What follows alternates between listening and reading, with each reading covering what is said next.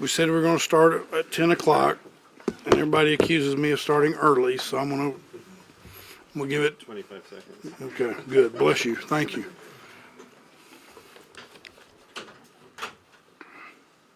15 seconds.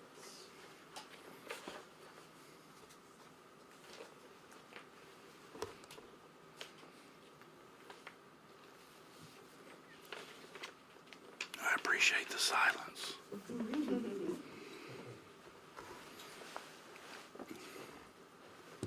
All right. Well, welcome everybody. Thank you all for being here. As we promised, what we're going to try to do here at the city is, while we're going through this period of extreme heat, we want to make sure that we're communicating and answering questions that others might have about how to approach this time in the city. You know, it's Texas, so we always expect some heat, but when we have these sort of conditions, we want to make sure that we're available to the public and able to help with that. So what we're going to do today is we're going to have a number of people step up and give reports on what's going on, but also give advice if it's meaningful. We're going to start with the director of our Homeland Security and Emergency Management Department, and that is Ken Snipes. We'll follow that with a report from Austin Energy from the interim general manager, Stuart Riley. Then Austin Travis County Health Authority and Austin Public Health, Dr. Desmar Walker will give a report. And then we'll hear from Emergency Medical Services, and that'll be Assistant Chief Wesley Hopkins. Then we'll open it up for some questions if any of you have questions. So with that, I'm going to turn it over to Director Ken Snipes. Thank you, Mayor Watson. As the Mayor said, I'm Director Ken Snipes, Homeland Security and Emergency Management. We know the heat will bring extreme temperatures to Central Texas. Last week, Austin registered the highest heat index on record. We expect heat and humidity to continue into the triple digits throughout this week. Austinites and visitors should expect 100-degree days for the foreseeable, and we at HESM have been planning for months in advance for the weather, collaborating with the county and other city departments, and also our community partners to prepare and provide our community with the necessary information to ensure that they are prepared for the heat. We encourage Austinites to stay hydrated, stay cool, and stay safe during these conditions. You can visit our ReadyCentralTexas.org website for tips on how to protect yourself and your family, and also for tips on how to recognize heat illness. Knowing how to respond to heat illness can save lives. Our vulnerable populations are at risk during these extreme temperatures, Yesterday we visited 8 homeless encampments and distributed over 720 bottles of water. We did that with the city's Homeless Services Department, and also the Homeland Security's Disaster Relief Team and Logistics Team. Austin's Homeless Services Division helped us identify the sites to meet with the people there and get water to both them and also their pets. I will tell you, I was surprised yesterday to see just how many people needed water for their pets yesterday. I also want to remind people that our cooling centers are still open, including Austin's recreation centers and libraries. They will be open until 8 p.m. each evening. This weekend, 8 parks facilities were available as cooling centers in all libraries. These cooling centers serve as a reprieve from the heat, allowing people and their service animals to cool off during the hottest times of the year. Again, if you need more information, you can visit austintexas.gov/alerts for the most up-to-date information on our cooling centers. And that information is also available on the website in 13 different languages. And with that, I'll turn it over to Stuart Riley.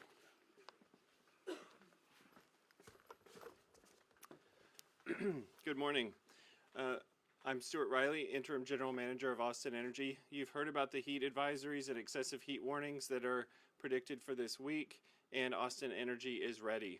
With extreme heat comes extreme and high electric usage. This can put strain on our system and our equipment locally, and it can also burden the state's ERCOT electric grid.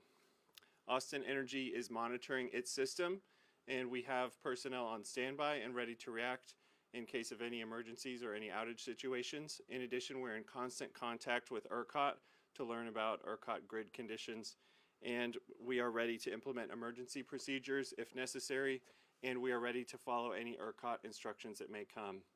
Austin Energy's website has a current conditions page that has tips on conservation, how to stay cool during this heat, how to create an emergency plan, and it also has information about the Austin local system and conditions, as well as the overall ERCOT grid conditions.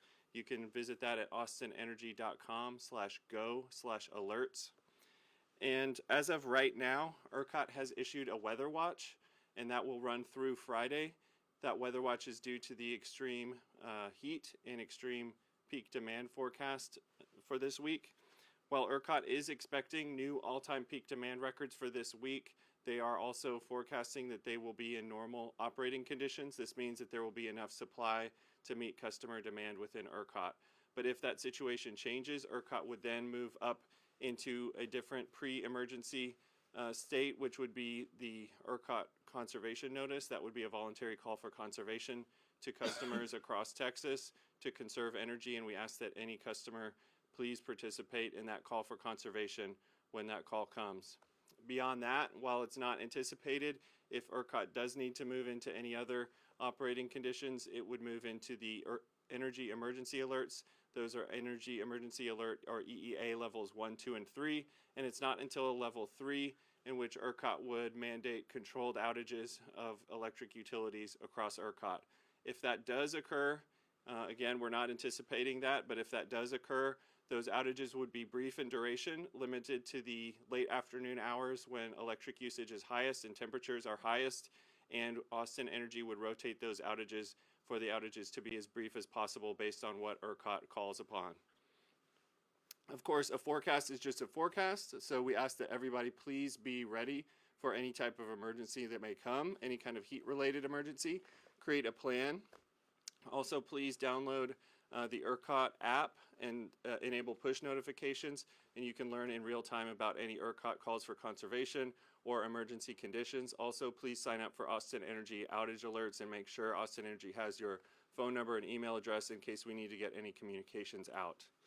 While we're in this ERCOT weather watch, Austin Energy has enhanced its communications. We're putting out communications every morning and every afternoon just to let the public know about grid conditions on a regular basis and make sure everybody's ready for what the day has in store for us. And lastly, you've heard it many times, but please do what you can to conserve energy. Conservation helps the grid. It also helps keep bills low, and we want to make sure that we maintain affordable for our customers. And so please do what you can to safely limit your use of electricity, particularly during those peak afternoon hours when it's hottest. And Austin Energy is here for our community. We'll continue to be here for our community during these hot conditions, and we continue to serve the public to get through this heat. And I will turn it over to... Before you do that, Yes. and I hate to interrupt, but can you reiterate what we're anticipating? This is Monday. What is it we anticipate with ERCOT and temperatures this week? Absolutely. Just reiterate that if you Yeah, don't mind. you know, with these temperatures, as I mentioned, with the extreme temperatures, we're going to see people who are using their air conditioner to an extreme level to keep cool. And what that means is across the state and across ERCOT, ERCOT's anticipating to see peak demand records getting set every day this week, potentially. Last year, the overall ERCOT all-time peak demand record was July 20th, and that record was a little over 80,000 megawatts. Right now, the 6-day supply and demand forecast that ERCOT has is looking that it would anticipate that it's going to break that all-time peak demand record every day this week by a significant margin. However, they are also forecasting that there's going to be enough supply to meet that extreme level of demand. Great, thank you. Now we'll hear from Dr. Desmar Walker. Good morning. My name is Dr. Desmar Walker. I'm the Austin Travis County Health Authority, APH Medical Director, here to ask our community to protect themselves and prevent heat illness. We've been experiencing extreme heat these past few weeks, and it's anticipated that it will go on for many weeks to come.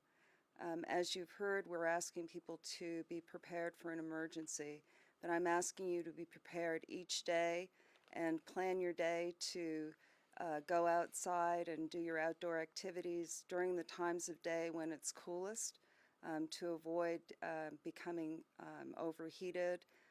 We've had several emergency rooms and urgent care visits, an increase over the past few weeks due to this heat, and we anticipate that that will continue. But you can protect yourself by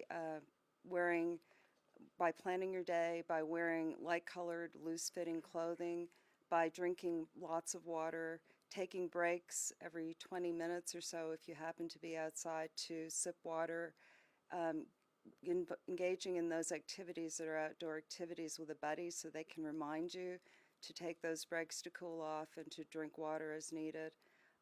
Make sure that you check on loved ones.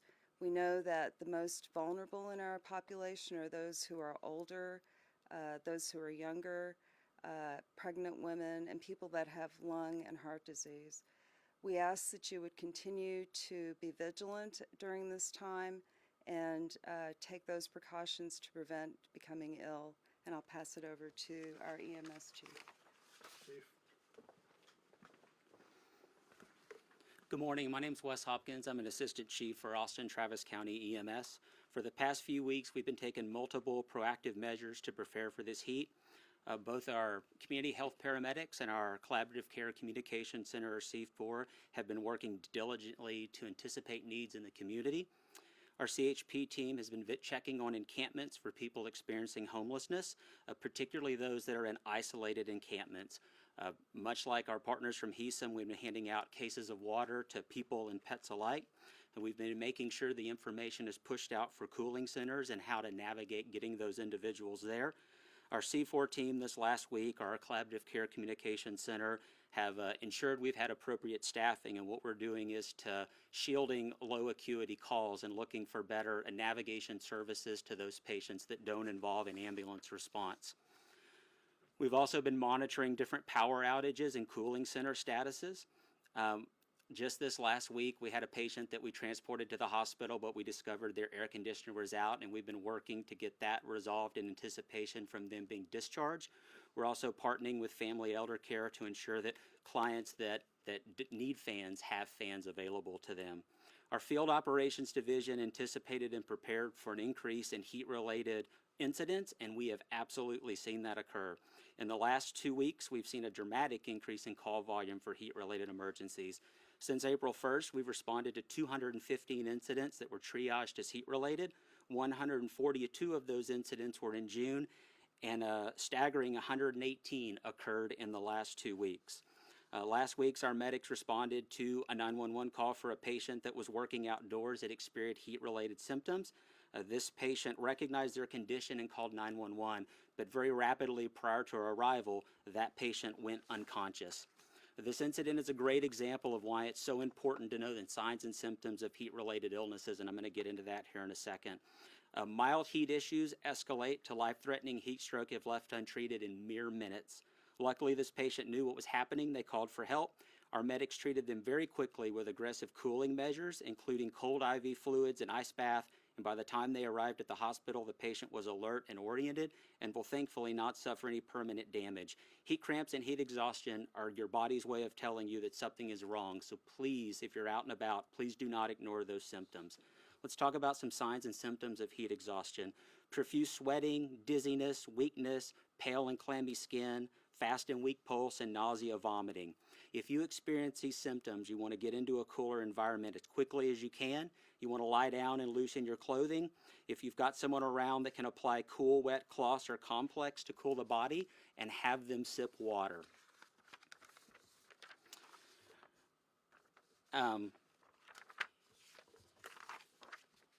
Let's talk about heat stroke real quick. Heat stroke is a time-sensitive medical emergency. It may lead to permanent brain damage or death if left untreated. When your skin is hot, red, and dry, confusion, lethargy, or unconsciousness with a rapid, strong pulse and of elevated temperature of 103 degrees is into heat stroke.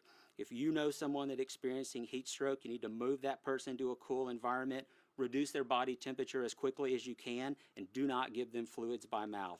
We want you to keep an eye, and we've talked about this before, but it's very important to mention it again. Keep an eye on children, pets, and elderly for signs and symptoms of heat exhaustion and heat stroke.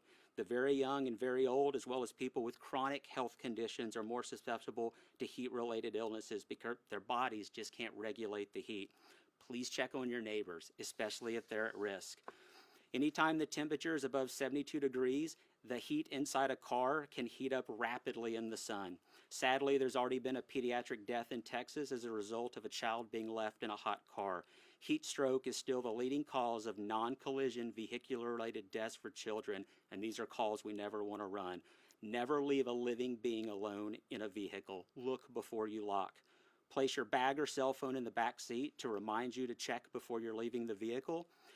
Austin Travis County EMS is ready to respond to heat-related emergencies, but you can help us by making sure you're prepared when you venture out into the heat. Pre-hydrate before you go outside.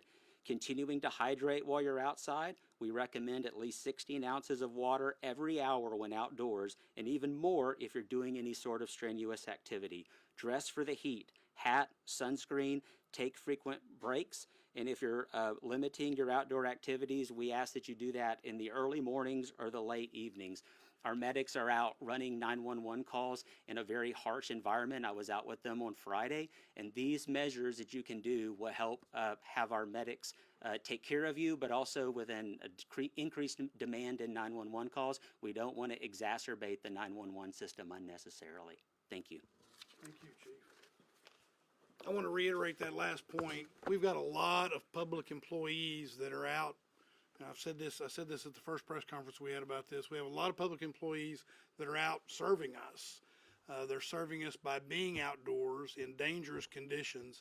So I want to ask people, if you see folks that are doing this, they're serving us, they're doing it in what are now dangerous conditions if they're out there during the course of the whole day. Many times it's dangerous anyway, but then this adds and exacerbates it. Thank them, pay attention to them, because they're true public servants. And with that, if you all have questions, we'll take a few questions. I was wondering if you could put the numbers in perspective. I know you said the numbers are up, and you gave some interesting numbers, but how would that compare to maybe June before we were in a situation like we have now? Yes, ma'am. It's absolutely weather dependent. As we see the temperature rise, we do see the heat-related incidents go up. We can actually pull the numbers from last year, but we would want to tie that back to a temperature. But with this increase in temperature, we have seen that uptick of heat-related calls in the last 2 weeks alone, and these numbers were pulled as of last night. So I would assume those numbers have gone up just because we've had more calls overnight with the temperature not dropping as much as we would like. Any kind of perspective on how much, just in general? We know that it's an uptick, and we know that the severity of the calls when the temperature goes up, we've seen patients that were sicker than we normally see when the weather is cooler. And so kind of having those, taking stock in your fitness and your health and being smart about what you do outside is going to be paramount. The 911 system is very busy right now, and we want folks to not exacerbate that 911 system. We want to keep our medics healthy, we want to keep our fleet healthy, and we're working to do that. But we want folks to be smart about what they're doing, pre-hydrate, and just not push a poor line if you're out and about. And I don't know if you're the best person to answer this, or Ken, if you are, one of the two of you, what are you seeing out in the homeless encampments? I mean, what is the difference in maybe how people are surviving this heat? You were out and about with me on Friday, I believe, so. Great question. What we're seeing in the camps right now, due to the extreme heat, as I mentioned, is that people are in need of water, and especially for their pets as well. The people that we met with yesterday were very gracious for us being able to provide them with water.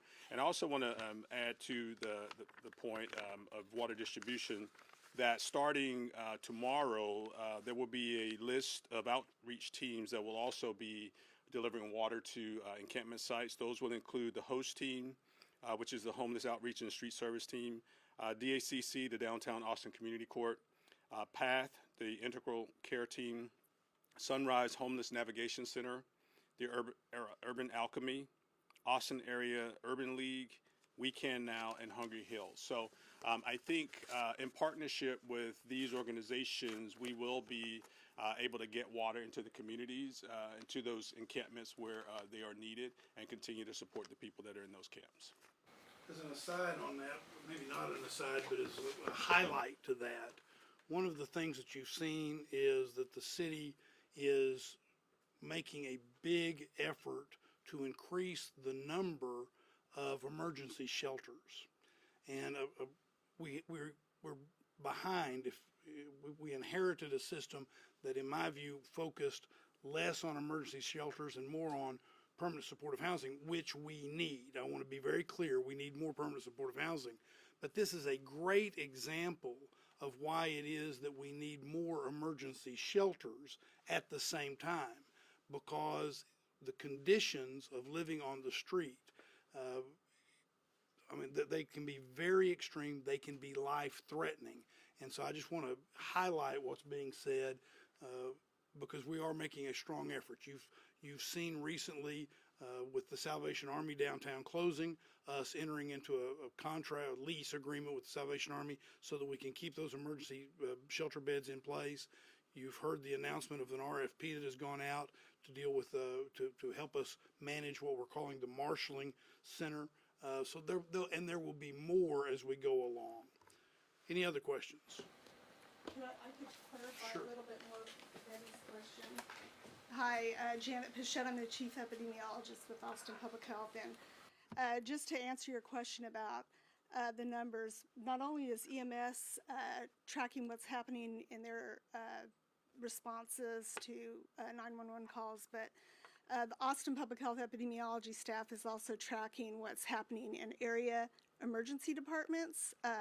What we're seeing is, again, as Wes mentioned, an increase in the number of emergency department visits that are occurring. So it kind of captures not only what EMS may bring in, but people who self-report into the emergency department. The 20th, they saw 21 emergency department visits. We produce a weekly situation report that provides additional details on what the numbers are. We often compare it with what occurred in previous years as well. And based on different, like in 2011, we had a pretty high heat wave, and we're seeing how that compares on a yearly basis. And traditionally, what we have seen in the past is that usually that first heat wave is what really gets people, right? We're experiencing the worst of it right now. And then as the summer progresses and there are subsequent heat waves, we see that number start to flatten out a bit. And that's because I think people get the message and they get in and they get out of harm's way. I will say that of the people who are being impacted in some of the emergency department data, it's mainly, I'm going to say almost 50% are between the age of 20 and 39 years of age. And it's most likely because, and it's mostly males, but it's most likely affecting those workers that might be out there, or folks who are continuing to exercise or go out to the lake and whatnot and be impacted. So it's that what the emergency departments are seeing are those younger males coming in. And I would venture to guess that it's mainly those occupationally related workers that are working in, pretty harsh environments. So again, as everyone said, you just need to kind of think smart and keep yourself safe when you're out there in those conditions. But we can also share those situation reports for anyone who might need them. That's great, thank you. Yes. Two questions real fast. First one, have we seen any heat-related deaths so far, or not yet? Or So as of now, we have not seen any heat-related deaths. We are working with the Travis County Medical Examiner's Office. One of the challenges with death reporting is that they may come upon somebody who has died, and it takes some time to determine what the cause of death is. So they'll, the medical examiner's office will run toxicology. They'll run a whole number of things as they try to look for what that cause of death is. So that could take weeks, and it may ultimately become a heat-related death. But oftentimes, with many of our data that we have, whether it's hospital data or you got to kind of capture the whole consequence of what's happening with that person. And so what will happen is they'll look at that all the information related to that and determine whether or not. Sometimes it's very obvious when somebody has hyperthermia that it is a heat-related illness. But sometimes if they come upon someone who's unconscious and there could be maybe other reasons for that, that cause of death, it may take some time for them to report that out. And how is the city of Austin supporting their first responders that are out here in the heat? I know that the Austin Fire Department has a few trucks that don't have any air conditioning. I know they're not here to explain that. But how's the city helping out the first responders directly? Go ahead. So for an EMS perspective, excuse me, we are watching our ambulances and their call volume. We're watching what they call their unit utilization hours and just how often they're out and about. And we will schedule breaks, but it's a balancing act to ensure that we've got coverage within the 911 system. We're making sure that any training we do is in the early morning or late evenings. Have you had any first responders need emergency care? We have not. We've not had any first responders from the Austin Travis County EMS side that have needed emergency care related to heat, but we are monitoring the system in real time with our shift chief and kind of watching how many calls they're running, how long they're out of the station, are they getting breaks, are they getting food, do they have ice and water and things like that. Helpful enough when we do take someone to the hospitals have a place that the EMS crews can hang out and get hydrated, and that's been very helpful to our medics working very long and hard hot shifts. And as the manager reported at the last effort to inform the public, when made aware of some of those, when made aware of those instances with the fire trucks, action is being taken to make sure that those air conditioners are repaired or replaced. One more question, anybody? In that case, let me say this. We're going to continue to report to the public. We're going to continue to be a resource for the public. But the message is, don't think you can just push through the heat. Pay attention to your bodies, be aware, and be very careful. This is a time for us all to be careful. If you want additional information, you've been given websites, but go to the Austin website, go to the Austin Energy website, and you can get additional information. But the bottom line is we're in a difficult period of time because of this heat, and it's incumbent on all of us to take care of each other and to take care of ourselves. So thank you all for being here, and we'll let you know the next time we're going to get together. Thanks. Thank you all.